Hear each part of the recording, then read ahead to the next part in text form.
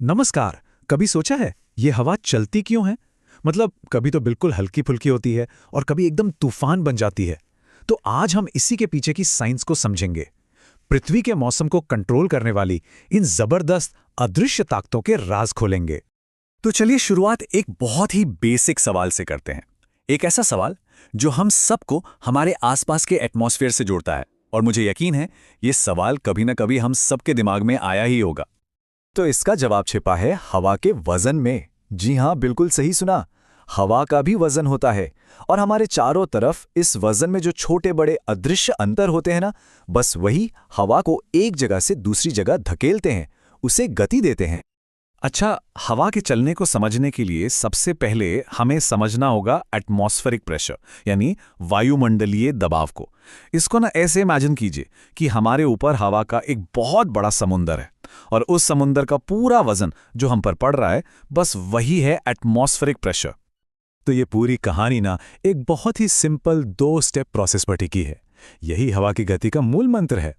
देखिए, गर्म हवा फैलती है, हल्की हो जाती है और ऊपर उठ जाती है, और जैसे ही वो ऊपर उठती है, उसकी खाली जगह को भरने के लिए ठंडी भारी हवा दौड़ पड़ती है। हवा हमेशा हमेशा ज्यादा वजन वाली जगह से कम वजन वाली जगह की तरफ भागती है, और बस यही तो है हवा। ठीक है, तो अब हमें ये तो पता चल गया कि दबाव क्या है, पर सवाल यह है कि ये दबाव बनता कैसे है। तो इसका सबसे बड़ा, सबसे पहला कारण है हमारा सूरज। क्योंकि सूरज हमारी धरती को हर जगह एक बराबर गर्म नहीं करता, और बस सारा खेल यहीं से शुरू होता है। ये जो प्रेशर जोन है ना, ये सूरज की एनर्जी का डायरेक्ट रिजल्ट है। ये प्रेशर जोन बनाने का सबसे सीधा साधा तरीका है। जरा सोचिए, एक तपते हुए रेगिस्तान की जमीन के ऊपर की हवा कैसी होगी? हल्की। और वहीं एक बर्फीले पहाड़ के ऊपर की हवा भारी। ये कुछ नहीं, बस तापमान का सीधा सीधा असर है। और तापमान के इसी असर से हमारी पृथ्वी पर दो बहुत बड़े परमानेंट प्रेशर बेल्ट्स बनते हैं, एक ग्रह के सबसे गर्म हिस्से में और दूसरा सबसे ठंडे हिस्सों में। अब देखिए, इक्वेटर यानी भूमध्य रेखा पर जहां सूरज की किरणें साल भर लगभग सीधी पड़ती हैं, वहां लगातार जबरदस्त गर्मी पड़ती है। ये गर्मी हवा को गर्म करके ऊपर उठाती रहती है, और इसी वजह से यहां हमेशा एक लो प्रेशर जोन बना रहता है। मतलब यहां की हवा हमेशा हल्की होती है। हो इसके ठीक उलट हमारे बर्फीले पोल्स पर जहां कड़ाके की ठंड पड़ती है, वहां हवा सिकुड़कर बहुत घनी और भारी हो जाती है, और ये भारी हवा लगातार नीचे बैठती है, जिससे वहां हमेशा एक हाई प्रेशर जोन बना रहता है, यानी भारी वजन वाली हवा का इलाका। लेकिन कहानी सिर्फ इतनी ही नहीं है। रुकिए, सिर्फ तापमान ही हवा को नहीं चला रहा। एक और बहुत बड़ी अनदेखी ताकत है जो इस पूरे खेल में शामिल है, और वो है हमारी पृथ्वी का अपनी धुरी पर घूमना। जी हां, ये घूमना, ये गति भी अपने आप में प्रेशर जोन बनाती है। ये जो प्रेशर जोन है, ये पृथ्वी के घूमने और हवा के बड़े बड़े सर्कुलेशन का नतीजा है।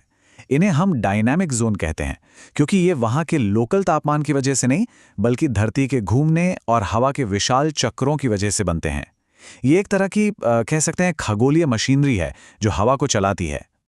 और यही डायनामिक प्रोसेस पृथ्वी के बीच वाले हिस्सों में, यानी मिड लैटिट्यूड्स में, दो और बहुत जरूरी प्रेशर बेल्ट्स बनाती है। और ये वो बेल्ट्स हैं जो हमारे मौसम पर, बारिश पर और तूफानों पर बहुत ज्यादा असर डालती हैं। अच्छा, याद है वो हवा जो इक्वेटर से गर्म होकर ऊपर उठी थी? हाँ, तो वही हवा ऊपर जाके ठंडी होती है और फिर सब ट्रॉपिकल इलाकों में नीचे उतरती है। और जहां हवा नीचे उतरती है, वहां क्या बनता है? High pressure zone. और एक मजे की बात बताऊं, दुनिया के ज्यादातर बड़े बड़े रेगिस्तान इन्हीं हाई प्रेशर जोन में मिलते हैं। और फिर पोल्स के थोड़ा पास जहां ठंडी भारी पोलर हवा गर्म हल्की हवा से टकराती है, तो वहां एक तरह की जंग छिड़ जाती है।